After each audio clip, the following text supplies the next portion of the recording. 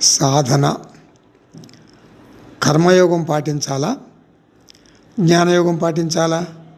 ఏదో ఒకటి తేల్చి చెప్పండి అని అడగవద్దు. ఇది అర్థం లేని ప్రశ్న. కర్మయోగం అనేది ఒక సాధన, జ్ఞానయోగం ఇది సాధ్యం. సాధన సాధ్యం. ఈ రెండిటి మధ్య ఎన్నుకోవటం అంటూ ఉండదు.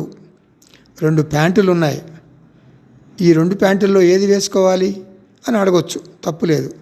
2 షర్ట్లు ఉన్నాయి, ఈ 2 షర్టుల్లో ఏది వేసుకోవాలి అని అడగొచ్చు, తప్పు లేదు.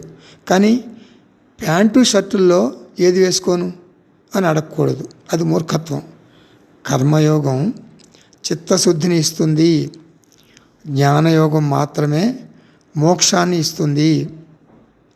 ఆధ్యాత్మిక సాధకుడికి ఆధ్యాత్మిక ప్రయాణం పట్ల ఒక స్పష్టత ఉండాలి.